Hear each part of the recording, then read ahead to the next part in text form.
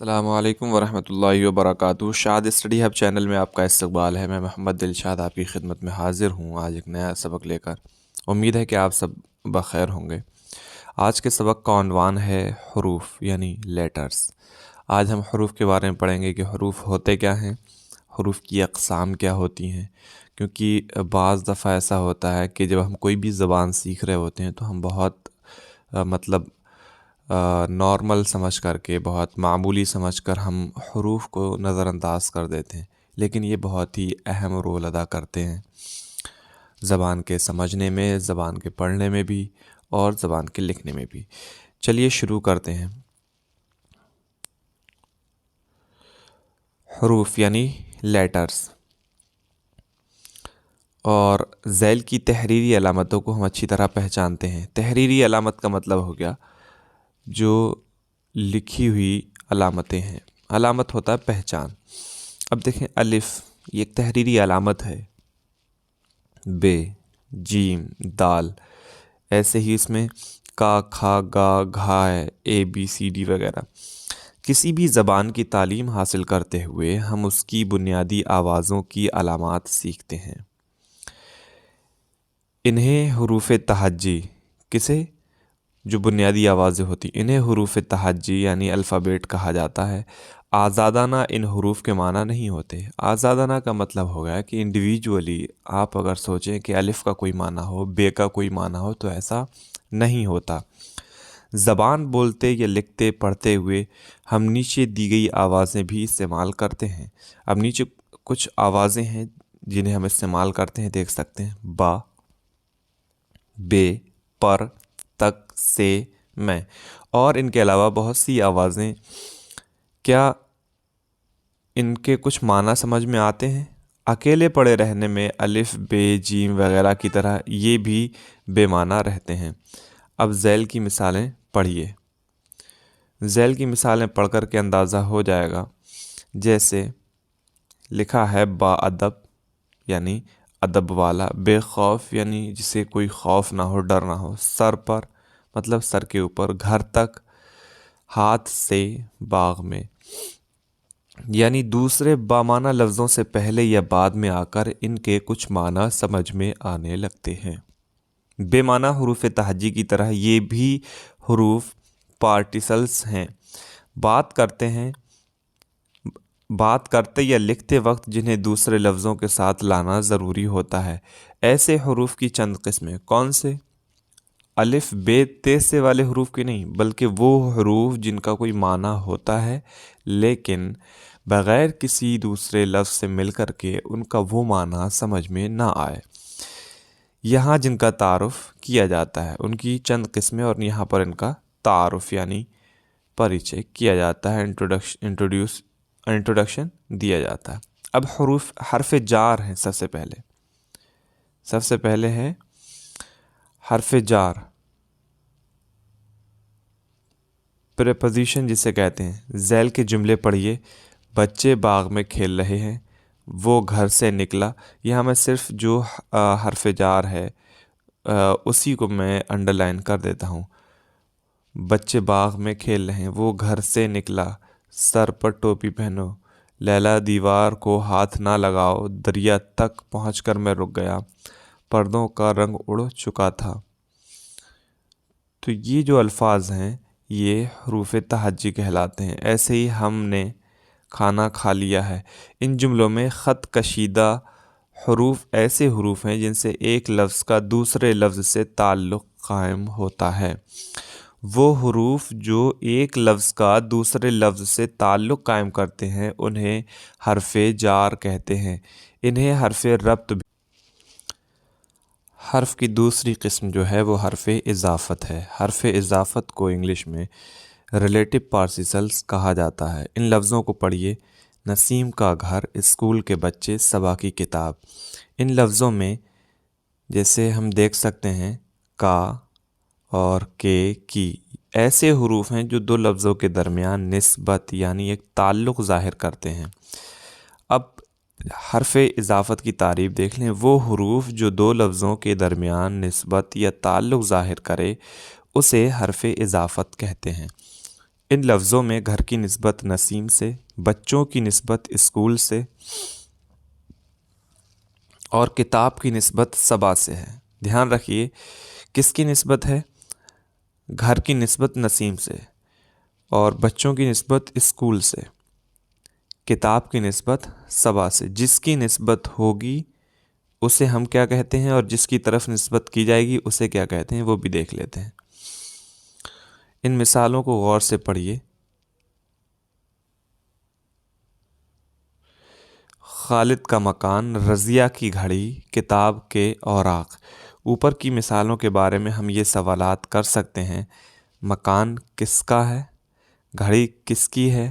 اوراق کس کے ہیں؟ ان سوالوں کا جواب ہوگا خالد، رضیہ اور کتاب۔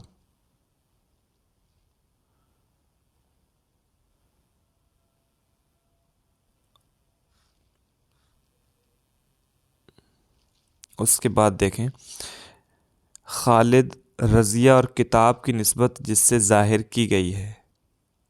یہاں انہوں نے تھوڑا سا مغالطہ ہوا ان سے، کیونکہ یہاں پر خالد، رضیہ اور کتاب کی نسبت ظاہر نہیں کی گئی ہے، بلکہ مکان، گھڑی اور اوراق کی نسبت ظاہر کی گئی ہے۔ کس سے؟ خالد، رضیہ اور کتاب سے۔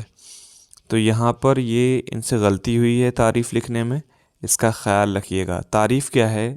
میں عام آسان لفظوں میں اس کو سمجھ سکتے ہیں۔ تعریف یہ ہے کہ جس کی نسبت کی جائے گی، دیکھ لیں مکان کی نسبت کی جا رہی ہے کس کی طرف؟ خالد کی طرف، تو یہ کیا ہو جائے گا؟ مضاف الیہ، اور یہ جو ہوگا دوسرے نمبر پہ جو ہوگا وہ ہوگا مضاف۔ رضیہ مضاف الیہ ہوگی، اور گھڑی کیا ہوگی؟ مضاف۔ کتاب مضاف الیہ اور اوراق مضاف الیہ۔ لیکن تعریف میں ان سے غلطی ہوئی ہے، مسپرنٹ ہم کہہ سکتے ہیں۔ دیکھیں، خالد، رضیہ اور کتاب کی نسبت جس سے ظاہر کی گئی اسے مضاف الیہ کہتے ہیں، اور جن کی طرف ان کی نسبت ظاہر کی گئی انہیں مضاف کہتے ہیں۔ ان میں مکان، گھڑی اور اوراق مضاف ہیں۔ تو یہ والا جو جملہ ہے لاسٹ کا، یہ تو انہوں نے صحیح بتایا ہے، لیکن یہ یہاں سے غلطی ہو گئی ہے۔ خیر، اس کا خیال رکھیں گے۔ اضافت کے تعلق سے اب ذیل کی مثالیں پڑھیں۔ ابن مریم، زنجیر آہن، بندہ خدا، گوشہ عافیت، بوئے گل، یہ بھی اضافی جملے ہیں، لیکن فرق یہ ہے کہ یہ عربی میں مطلب فارسی میں استعمال ہوتے ہیں، اور فارسی کے اضافی جملوں میں حرف اضافت جو ہوتا ہے جیسے کا، کی، کے، یہ استعمال نہیں ہوتے، یہ صرف اردو کی ترکیب میں استعمال ہوتے ہیں۔ انہوں نے یہاں اس کی وضاحت کی ہے۔ ان مثالوں میں حرف اضافت کا، کے، کی استعمال نہیں کیے گئے، ان کے بجائے زیر، حمزہ بڑھئے سے اضافت کو ظاہر کیا گیا ہے۔ ان ترکیبوں کا اردو میں مطلب ہوگا مریم کا بیٹا، لوہے کی زنجیر، خدا کا بندہ، عافیت کا گوشہ، گل کی بو۔ فارسی قاعدے کے مطابق اضافت کے لیے زیر، حمزہ یا حمزہ بڑھئے کا استعمال کیا جاتا ہے، جبکہ اردو میں اضافت کو لفظ کا، کے، کی سے ظاہر کیا جاتا ہے۔ اب حروف عطف ہم پڑھیں گے۔ حروف عطف کہتے ہیں کنجکشنز کو۔ ذیل کے خانوں میں دیے گئے فقرے اور جملے غور سے پڑھیے۔ فقرے کہتے ہیں فریز، جسے انگلش میں فریز کہا جا سکتا ہے، اور ہندی میں غالباً واقعانش کہتے ہیں۔ دیکھیں، دونوں کالم الف اور بے کالم میں، جوان اور بوڑھے، میں تو وہاں پہنچا مگر وہی نہ آیا، آدمی یا انسان، یہ کتاب پڑھو یا وہ کتاب پڑھو، میں میں نے اسے بہت سمجھایا لیکن وہ نہ مانا، اس نے مجھ سے کہا کہ ابھی مت جاؤ۔ تو یہ جو آپ دیکھ سکتے ہیں ڈارک کیا ہوا ہے، یہ الفاظ جو ہیں یہ حروف عطف ہیں۔ اب کالم الف کے فقروں میں دو اسموں اور ضمیروں کو اور یا پھر کے سے جوڑا گیا ہے۔ کالم بے کے مثالوں میں دو جملے ہیں جنہیں مگر، یا، لیکن کے سے جوڑا گیا ہے۔ وہ حروف، اب تعریف دیکھ لیں، وہ حروف یا لفظ جو دو لفظوں، فقروں، جملوں کو جوڑتا ہے حرف عطف کہلاتا ہے۔ اب دیکھ لیں حروف تخصیص، جنہیں ہم کہہ سکتے ہیں ایمفیٹکس۔ ذیل کے جملوں کو پڑھیے اور دھیان دیجیے کہ انہیں پڑھتے یا بولتے ہوئے ہم کن لفظوں پر زور دیتے ہیں۔ اس نے اسکول کا منہ بھی نہیں دیکھا تھا، تھوڑے ہی دنوں میں باغ کا منظر بدل جائے گا۔ یہ الفاظ سب کے پڑھے ہوئے ہوتے ہیں، لیکن ان کا مطلب کیا ہوتا ہے اور کس طریقے سے بات کی جا رہی ہوتی ہے، کس طریقے سے، کس انداز سے بات کی جانی چاہیے، وہ اس چیز سے ہم زیادہ تر دیکھیں تو طلباء ناواقف ہوتے ہیں۔ ہر شخص کو اس بات کا پتہ چل گیا۔ شکل دیکھتے ہو نا تم اس کی؟ تو یہ جو نہ ہے، ہر، ہی اور بھی، یہ حروف تخصیص ہیں، مطلب ایمفیٹکس کہلاتے ہیں۔ اس کے بعد ان جملوں کو ادا کرتے ہوئے ہم نے بھی، ہی، ہر، نہ لفظوں پر زور دیا ہے۔ تو جن لفظوں پر زور دیا تھا وہ حروف تخصیص کہلاتے ہیں۔ وہ حروف جو جملے میں کسی پہلو پر زور ڈالنے یا تاکید کے لیے استعمال ہوتے ہیں انہیں حروف تخصیص کہتے ہیں۔ اس کے بعد حروف فجائیہ دیکھ لیں، جنہیں ہم ایکسکلیمیشنز بولتے ہیں۔ ذیل کے جملے بآواز بلند پڑھیے اور غور کیجیے کہ انہیں ادا کرتے ہوئے ہم کن جذبات کا اظہار کر رہے ہیں۔ پہلا جملہ ہے، ارے تم اب تک یہیں ہو؟ واہ واہ کیا خوب! ہاں ہاں ذرا سنبھل کے چلو بھائی! آہ ظالم نے بے وفائی کی! کبھی کسی بات کے رد عمل کے طور پر جوش اور جذبے کے تحت ہمارے منہ سے اوہ، آہ، واہ، اف، آہ جیسی آوازیں نکل جاتی ہیں۔